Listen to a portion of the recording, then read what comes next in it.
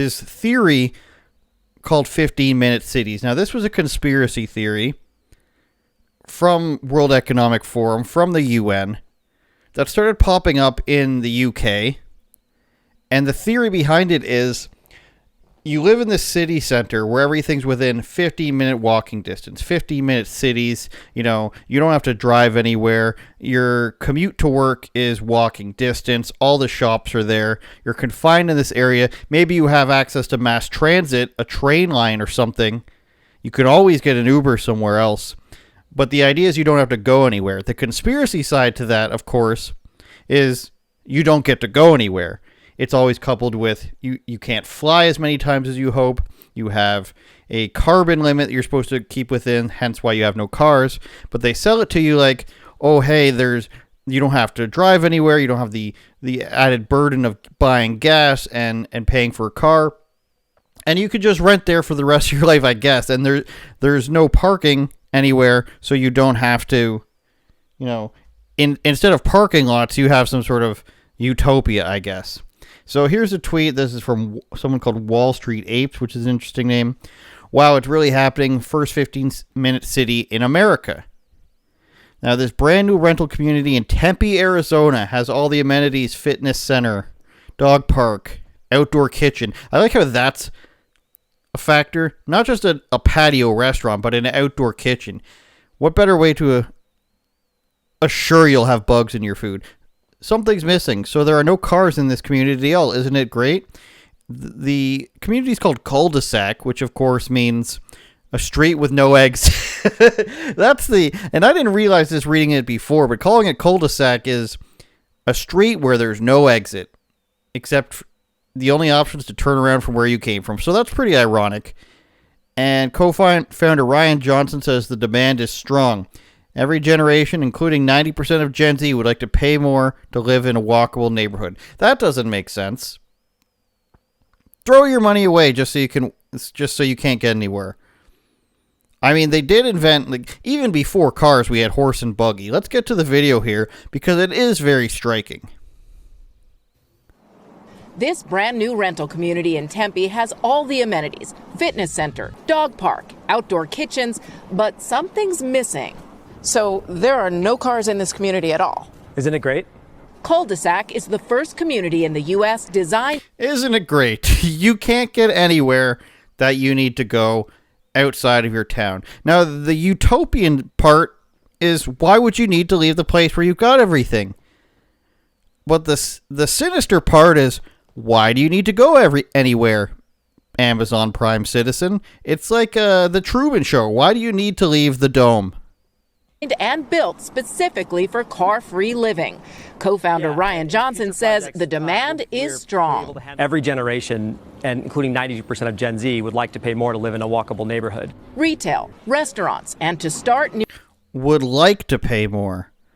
Not would pay more. I want to pay more so that I can walk places instead. That's why when everybody gets rich, they live in a place where they can just walk everywhere. When you're a billionaire, you say, let me live in the downtown core, only rent, and walk everywhere. That's what everyone says, right? That's right? Nearly 200 apartments, all within steps of each other. No cars means no parking spaces, no garages. Because we don't have residential parking, it opens us up to have 55% landscape space, and we get to add so much to the neighborhood. Like social spaces around every corner. The complex is strategically located right... That may have been a man with breasts. We're not sure. We're not going to go back and check. Let's go back and check. Strategically located. The complex is space. I'm not sure. Sideburns and a beard plus pink hair may or may not be breasts. Something in between. Is around every corner. The complex is strategically located right next to the area's light rail system.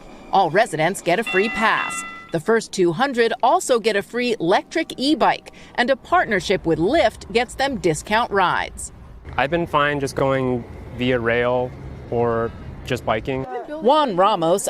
So the train goes down, the train is out of service, maybe there's an abandoned couch on the track, and all of a sudden you can't go anywhere. Sorry, Mom, I can't come home for Christmas or for Thanksgiving.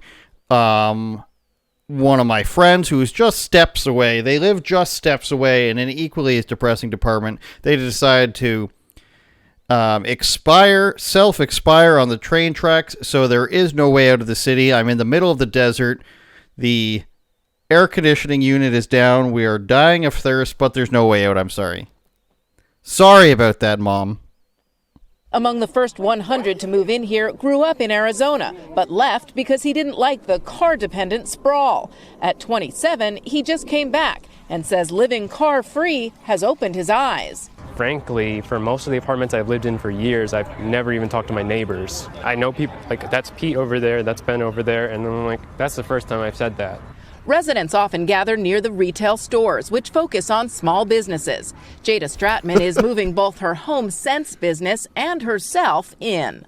It's not as affordable out here as it was a few years ago, you know, and having that opportunity to live and work where you are and just have it as one, that's perfect. Walkable neighborhoods are all well and good when the weather's fine, but temperatures here in the summer can sit over 100 degrees for weeks at a time. And that'll be the real test to see if carless living can really go the distance. Lester? All right, Di. Lester, this is what's amazing about this, is that liberals, and I would consider this communist, what they're doing here, is they've convinced Gen Z, the young people, that being without a car and only renting and not being able to leave where you live and not having access to leaving via roads and cars is actually more freedom. That's what they've convinced them of. This, you'll own less. It's literally you'll own less and you'll be happy. They have convinced them of this. It is actually completely backwards as to how society has always operated. And here's how. When a teenager is getting to be 15, 16 years old, what do? They say, I want to get my driver's license. Why do you want to get your driver's license, little Billy? So that you have more freedom, so that you can go to the store on your own, so that you can go visit your friends. They've been somehow convinced in this instance that having a car equals less freedom somehow. This guy says, I want to get away from having a car and being able to go places. I want to be confined. I want to be confined to this area and not be able to go places. The word that they're looking for there is to not have any more responsibilities. They want to wake up probably around 1 p.m., stumble downstairs, work in a retail environment, which it appears they didn't say any engineers work here. Those people will come from out of town. With cars. They'll just park on the outskirts since it's like a 50-foot area. They work at whatever Starbucks' equivalent is in this neighborhood, and then they will get off work and they will drink and smoke weed until the end of the day and start over again. They do not want to have any upward movement. They do not want to do anything other than have their phone, go to sleep, wake up, repeat. That's what this is. This is like a halfway house for adult Gen Z people. And the landlord's going to be making a killing because these people will never, ever seek to do anything other than rent. Whoever owns the business here has 25 or however many customers at all times of the day because they're right there. And they're just going to be like, hey, come on in. And it's perfect. You've got them trapped in this weird ecosystem where they can only spend money on what you provide them. So one or two people can come in and it seems to be owned by one guy, and he can just have these people perpetually spending money only towards him until the day they die, I suppose. Now, another interesting part you'll notice is how Rodrigo there, I don't remember his name, was saying, now I know Phil, now I know Bill and Ted and Sally and Jane. What he's talking about is living in a neighborhood. He's never spoken to his neighbors. Well, why haven't you? What was stopping you from speaking to your neighbors before? The only reason you're speaking to your neighbors now is because you are in a prison with them. If you go to jail, you will find that you also strike up conversation with people that live next to you. You will also find that happens. Whereas in the real world, he's afraid. He doesn't want to spark up a conversation with somebody. They might disagree on pronouns. They might not have the same amount of boosters as they do. Maybe one of them has 1, maybe one of them has 4. That's really contentious. You don't want to put that information out there. He might get a pronoun wrong, but everyone here, you can be assured, is like-minded, and there's no other things to do. So they're confided to the yard for their daily exercise, and they have no choice other than to converse. Now, of course, this is going to go poorly, and the dream will end. What happens when you date one of these people, and then there's no escape? What happens when there's crime? What happens when one person moves in here and starts stealing everything? Once a person with a car comes in, they should expel that person, because the person with the car, they're going to move in and they're just going to immediately steal everything and leave. And then I guess they're going to have their insurance to back it up. But what they've actually managed to get Gen Z to become willing participants in some sort of weird experiment where they are prisoners who also pay rent and can't leave. It's a fantastic business venture for somebody out there. And this other girl at the end's already saying it's getting too expensive. The yuppies are already moving in. They're going to be... Let's take a look into the future. What happens here? The liberals that live there are going to say there's too many white people moving in there.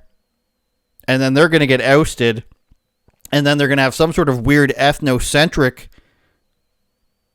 racially divided 15-minute city. And the only solution is going to be to then leave. That's the only... Give up your spot in the ethno city to the person of color so that they can reap the benefits.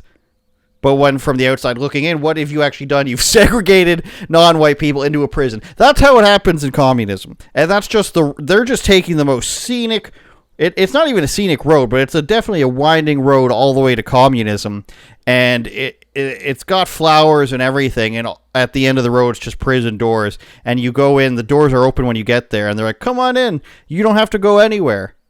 We've got it all in here for you. And then the gates close, and you're basically working. Isn't this what being a serf or a slave is? You live and you work in the same place? Because it's not like they're going to be able to spend their money doing laser tag, unless that gets built in there.